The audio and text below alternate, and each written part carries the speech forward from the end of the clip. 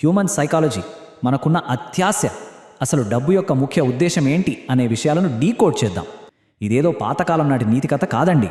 ఇది మనం రోజు మనకు తెలియకుండానే ఇరుక్కుపోయే ఒక సైకలాజికల్ ట్రాప్. దాన్నే సంపద భ్రమ అంటారు. అసలు డబ్బు మన జీవితంలోకి ఎలా ఎంటర్ అవుతుంది, అది మన ఆలోచనలు ఎంతలా మార్చేస్తుంది అనే విషయాలు ఇప్పుడు చూద్దాం రండి. ముందుగా ఇక్కడ కనిపిస్తున్న ఈ డిఫరెన్స్ని ఒక్కసారి గమనించండి. ఒకవైపు ఒక పెద్ద భవంతిలో ఉండే కోటీశ్వరులు, కార్లు, బంగళాలు, ఆస్తులు అన్నీ ఉన్నాయి. కానీ రాత్రైతే చాలు, అప్పులేంటి, పెట్టుబడుల పరిస్థితి ఏంటి అనే టెన్షన్తో తీవ్రమైన నిద్రలేమితో వారు బాధపడుతున్నారు. రైట్? ఇప్పుడు ఎగ్జాక్ట్గా అదే బంగ్లాకి ఎదురుగా ఉన్న ఒక చిన్న పూరి గుడిసెలోని పేద కూలీలను చూద్దాం. రోజంతా ఎముకలు అరిగేలా కష్టపడతారు, కానీ రాత్రికి ఎంతో ప్రశాంతంగా, ఎలాంటి ఆందోళన లేకుండా హాయిగా నిద్రపోతారు.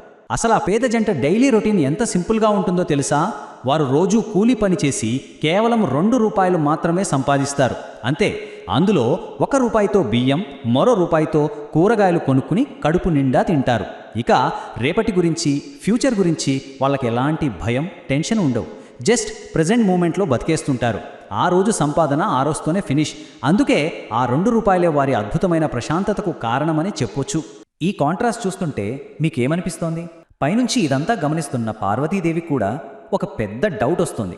అదేంటంటే, అపారమైన సంపద ఉన్నవారు నిద్ర లేకుండా ఎందుకు గిలిగిలలాడుతున్నారు? ఏమీ లేని ఆ పూరి గుడిసెలోని పేదవారు అంత హాయిగా ఎలా నిద్రపోతున్నారు అని. అన్నీ ఉన్న చోట లేని ఆనందం ఏమీ లేని చోట ఎలా దొరుకుతుంది? ఈ ప్రశ్న బహుశా మనందరికీ ఎప్పుడో ఒకసారి వచ్చే ఉంటుంది కదా. నిజానికి ఇది మన జీవితంలో ఉండే ఒక అతి పెద్ద పజిల్ అనొచ్చు. ఈ డౌట్కి పరమేశ్వరుడు ఒక్క చిన్న చిరునవ్వు నవ్వి కేవలం ఒకే ఒక్క మాట చెప్పారు: నువ్వే చూస్తూ ఉండు అని. ఆ నవ్వు వెనుక ఒక పెద్ద సైకలాజికల్ ఎక్స్పెరిమెంట్ దాగి ఉంది. మనిషిలో సహజంగా ఉండే అత్యాశను, గ్రీడ్ని బయటపెట్టే ఒక అద్భుతమైన ఘట్టం ఇక్కడే స్టార్ట్ కాబోతోంది.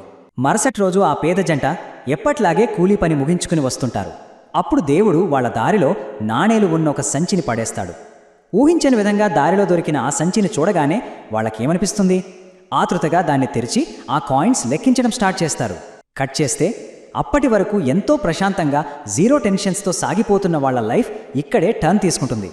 ఆ సంచి దొరికిన క్షణం నుంచే వాళ్ళ మైండ్లో ఒక చిన్న అలజడి మొదలైంది. ఇక్కడ మనం గమనించాల్సిన ఒక ఇంట్రెస్టింగ్ పాయింట్ ఉందండి. అదేంటంటే, ఆ సంచిలో ఉన్న అమౌంట్ వాళ్ళు ఎన్నిసార్లు లెక్కించినా సరే అందులో ఖచ్చితంగా ₹99 మాత్రమే ఉంటాయి. దేవుడు కావాలనే అందులో రౌండ్ ఫిగర్గా ₹100 వేయకుండా కరెక్ట్గా ₹99 మాత్రమే వేశాడు. ఎందుకంటే ఈ 99 అనే నెంబర్ ఒక పెద్ద సైకలాజికల్ ట్రిక్ లాగా పనిచేస్తుంది. మనిషి మైండ్తో ఆడుకునే మైండ్ గేమ్ ఇది. అయ్యో, 100కు ₹1 తక్కువ ఉందే అనే ఫీలింగ్ వాళ్ళ మనసును తొలిచేయడం స్టార్ట్ చేస్తుంది. ఈ ₹99 ట్రాప్ వాళ్ళ పీస్ఫుల్ లైఫ్ని ఎలా నాశనం చేసిందో ఇప్పుడు చూద్దాం. ఫస్ట్, ఆ దొరికిన ₹99కి తాము కష్టపడి సంపాదించిన ₹2 నుంచి ₹1 కలిపి ఎలాగైనా దాన్ని ₹100 చేయాలనే కక్కుర్తి మొదలవుతుంది.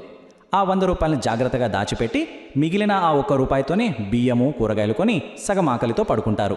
ఆ తర్వాత ఆ 100ని కాస్త 200 ఎలా చేయాలి అనే కొత్త ప్లాన్స్ మైండ్లో స్టార్ట్ అవుతాయి. ఇంకేముంది, ప్రశాంతత మాయం, నిద్ర దూరం. ఈ ట్రాన్స్ఫర్మేషన్ని ఒక్కసారి చూడండి.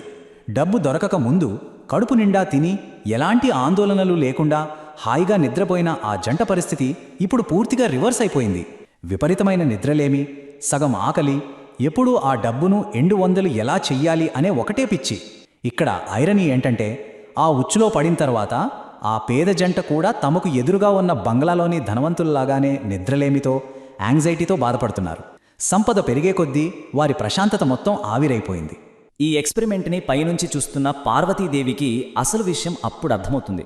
లిమిట్కి మించిన సంపద, అంతులేని అత్యాశ, ఇవి మనిషి జీవితంలోంచి సంతోషాన్ని ఎంత ఫాస్ట్గా తరిమేస్తాయో ఈ స్టోరీ మనకు కళ్లకు కట్టినట్లు చూపుతోంది. సంపద అనేది ఒక లిమిట్ దాటి ఎక్కువ అయ్యే కొద్దీ మనకు తెలియకుండానే ఎంతో విలువైన మానసిక ప్రశాంతత మనకు దూరమవుతుంది. ఇది మనం ఖచ్చితంగా నేర్చుకోవాల్సిన ఒక ఇంపార్టెంట్ లెసన్. సరే, ఇదంతా విన్నాక మీకు ఒక జెన్యూన్ డౌట్ రావచ్చు. మరి బతకడానికి డబ్బు అవసరం లేదా? దాన్ని పూర్తిగా వదిలేయాలా అని. ఖచ్చితంగా అవసరమే. లైఫ్లో డబ్బు అనేది ఒక బేసిక్ నీడ్. ఈ ఫ్యాక్ట్ని ఎవరూ కాదనలేరు. మరి డబ్బు కావాలి, అలాగని మనశ్శాంతి కూడా పోకూడదు అంటే ఏం చేయాలి? దానికి ఆన్సర్గానే ఈ కథ చివర్లో ఒక అద్భుతమైన పవర్ఫుల్ మెటఫర్ ఉంది. అదేంటో చూద్దాం. ఒక్కసారి మీ మనసులో ఒక పెద్ద సముద్రాన్ని, అందులో ప్రయాణిస్తున్న ఒక పడవను ఇమాజిన్ చేసుకోండి. ఇక్కడ మన జీవితం అనేది ఆ పడవ అయితే, డబ్బు అనేది ఆ పడవ ప్రయాణించడానికి కావలసిన నీరు లాంటిది. ఇది చాలా సింపుల్ అండ్ డీప్ కంపారిజన్ కదూ. డబ్బు అసలు నేచర్ని, అది మన జీవితంలో ఉండాల్సిన కరెక్ట్ ప్లేస్ని ఇది చాలా పర్ఫెక్ట్గా ఎక్స్ప్లెయిన్ చేస్తుంది. ఇక్కడ లాజిక్ చాలా సింపుల్ అండి. ఆ పడవ ముందుకు వెళ్ళాలంటే దాని చుట్టూ ఖచ్చితంగా నీరు ఉండాల్సిందే. నీరు లేకపోతే పడవ ఒక్క అడుగు కూడా ముందుకు వేయలేదు. కానీ అదే నీరు పడవ లోపలికి వస్తే ఏమవుతుంది? ఆ పడవ వెంటనే మునిగిపోతుంది కదా. ఎగ్జాక్ట్గా అలాగే మన లైఫ్ సాఫీగా సాగడానికి డబ్బు ఖచ్చితంగా అవసరమే. కానీ ఆ డబ్బు మన జీవితాన్ని డామినేట్ చేసే స్థాయికి రాకూడదు. డబ్బు అనేది కేవలం మన అవసరాలను తీర్చే ఒక టూల్గా మన చుట్టూ మాత్రమే ఉండాలి తప్ప మన బతుకుని ముంచేసేలా మన మైండ్లోకి ఏమాత్రం ఎంటర్ అవ్వకూడదు. సో ఫైనల్గా ఈ విశ్లేషణను ముగించే ముందు ఒక్కసారి ఆలోచించండి. మీ జీవితం అనే పడవను నడిపిస్తున్న ఆ సంపద అనే నీరు మిమ్మల్ని సేఫ్గా ముందుకు తీసుకెళ్తోందా, లేక నెమ్మదిగా మీ పడవ లోపలికి చేరి మిమ్మల్ని ముంచేయడానికి రెడీగా ఉందా? డబ్బుతో మనకున్న రిలేషన్షిప్ ఏంటి అనేది మనమందరం సీరియస్గా క్వశ్చన్ చేసుకోవాల్సిన టైం ఇది. ఎందుకంటే రియల్ వెల్త్ అనేది కేవలం మన బ్యాంక్ బ్యాలెన్స్లో మాత్రమే కాదు, మన పీస్ ఆఫ్ మైండ్లో ఉంటుందని ఎప్పుడు గుర్తుంచుకోండి.